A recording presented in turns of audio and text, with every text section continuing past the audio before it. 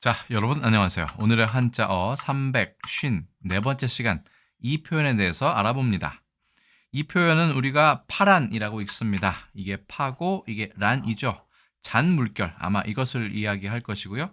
큰 물결을 이야기한다. 하지만 우리는 이 글자를, 이 표현을 조금 비유적으로 많이 사용하고 있습니다. 그 전에 글자 먼저 잠깐 살펴보고 넘어가겠습니다. 첫 번째 글자는 물결 파자입니다. 네, 갑골문과 금문은 없었고 소전만 남아 있습니다. 지금 보시더라도 여기 보시면 이 물이니까 물수가 있고요. 옆에 있는 가죽 피자는 아마도 가죽을 동물의 가죽을 벗겨내면 이 털이 붙어 있는 상태를 피라고 얘기하고 무두질을 다한 상태를 혁이라고 얘기하는데 이 피에는 혁 같은 경우는 이제 가공이 다 끝난 것이기 때문에 원래의 어떤 동물의 특성을 찾아보기가 어렵지만 이거 같은 경우는 이제 갓 털째로 가죽을 벗겼기 때문에 아마 쭈글쭈글 어떤 물결 같은 비슷한 것이 있었을 것으로 생각이 됩니다. 그래서 물이 예전 막 벗긴 가죽처럼 이렇게 주름이 가 있는 것, 그것을 물결파라고 하는 것이 아닌가 싶습니다. 허씨는 설문해자에서 조금 다른 이야기를 합니다. 물이 물솟을 용자죠. 솟아나와서 흐르는 것이다. 그러니까 샘이 이렇게 있으면 퐁퐁퐁 하면서 이렇게 뭔가 잔물결을 내는 것이 파라고 생각했던 모양입니다.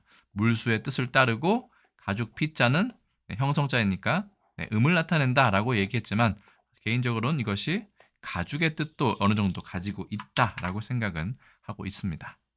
두 번째 글자는 물결 란자입니다. 제가 예전에 금일 한자 161번 컨텐츠를 통해서 이렇게 그렇죠? 나누다, 분별할 간자를 설명드린 적이 있었는데 자, 여기 보시면 문으로서 무언가 이쪽과 저쪽을 나누는 지경을 얘기하면 거기에 물수를 넣었다면 만약에 이게 당연히 물결 란자니까 발음의 요소도 되겠지만 이쪽과 이쪽을 서로 구분짓는 어떤 확실한 경계를 뜻한다. 그것이 바로 물결이고 조금은 큰 파도, 큰 물결을 뜻하는 것이 아닌가 싶습니다. 이것도 역시 소전만 제가 발견할 수 있었습니다. 물결 란에 대해서 허씨는 이렇게 얘기합니다. 큰 물결, 대파, 아까 파란이었죠. 를 란이라고 한다. 물수의 뜻을 따르고 이게 비록 가로막을 란자이긴 합니다만 이것이 음을 나타낸다. 그런데 제가 보기엔 이건 뜻도 어느 정도 포함이 되어 있다라고 되어 있습니다. 결국 허씨는 이 두 글자를 모두 다 형성자로 보았습니다. 다만 이것은 작은 물결, 이건 큰 물결이라고 했는데 우리나라의 훈에는 그게 표현되어 있지 않네요. 굳이 하자면 이건 물결파, 이건 큰 물결 란 정도로 바꾸면 어떨까 싶은 생각이 듭니다. 자, 준4급 배정 한자고요. 둘 다 물수가 붓으로 되어 있습니다. 하나, 둘, 셋, 넷, 다섯, 여섯, 일곱, 여덟, 8획이고요. 물결 란자 써보겠습니다. 하나, 둘, 셋, 넷, 다섯, 여섯, 일곱, 여덟, 아홉, 열, 열하나, 열둘, 열셋, 열넷, 열다섯, 열여섯, 열일곱, 열여덟, 열아홉, 20획입니다. 그래서 파란이라고 얘기를 하죠. 우리나라 국어사전에서 파란을 이렇게 설명합니다. 잔물결과 큰 물결, 비슷한 말로 파랑이 있고요. 자, 두 번째, 비유적인 뜻으로 상당히 많이 쓰죠.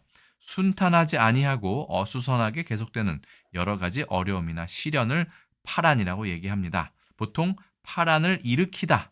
그 다음에 뒤에 설명드리겠지만 파란만장 정도로 많이 쓰고 있습니다. 자, 보실까요? 파랑도 있습니다. 잔물결과 큰 물결 똑같네요. 여기서 랑자가 란자하고 상당히 발음도 비슷하고 뜻도 비슷한 것을 알 수 있습니다. 그래서 전 해상에는 이번 태풍의 영향으로 2, 3m의 파랑이 일 것으로 예상됩니다. 그리고 파랑주의보라는 것도 우리가 들어본 적이 있으실 겁니다. 파란만장 보시겠습니다. 사람의 생활이나 일의 진행이 여러 가지 곡절과 시련이 많고 변화가 심하다. 파란만장의 일생, 파란중첩의 유효가 있습니다만 여기서의 파란은 물결이라고보다는 파도와 비슷할 것 같습니다.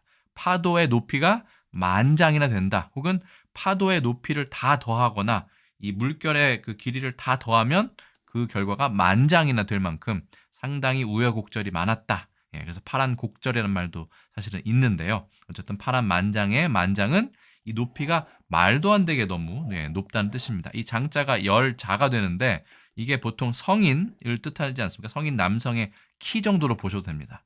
성인 남성의 키가 10,000개쯤 있는 거니까 얼마나 말도 안 되게 높은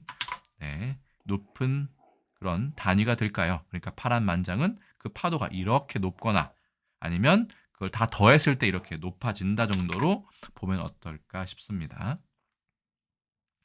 우리나라는 파란이라고 얘기하고 중국에서는 뽀란해서 똑같은 글자를 씁니다. 물론 간체자이기 때문에 문자를 이렇게 쓰는 것은 서로 다르긴 합니다만 발음도 비슷하고 한자도 같다라고 보시면 됩니다. 다만 중국에서는 뽀랑 이래서 파랑이라는 표현도 쓰고요. 파란 만장을 쓰지 않고 뽀타완장이라고 해서 파도 만장이라는 표현을 씁니다.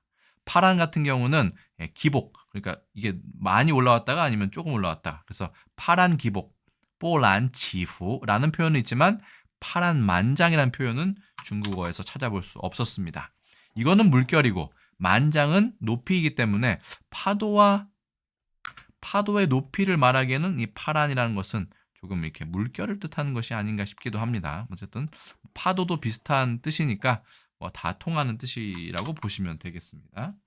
일본에서는 하란이라고 얘기하는데 물론 지금 우리가 쓰고 있는 이 물결 란자를 쓰는 경우도 있습니다만 엄격히 말하자면 이 글자는 일본의 상용 한자, 자주 쓰는 한자에 속하지 않기 때문에 가장 발음이 똑같고 비슷한 뜻의 어지러울 란자의 신자체를 쓰고 있는 것을 알 수 있습니다. 그래서 하란이라고 얘기를 합니다. 그래서 파란 만장도 있는지 봤더니 하란반조라고 해서 파란 만장이라는 것이 그대로 우리와 비슷하게 쓰이고 있음을 알 수 있습니다.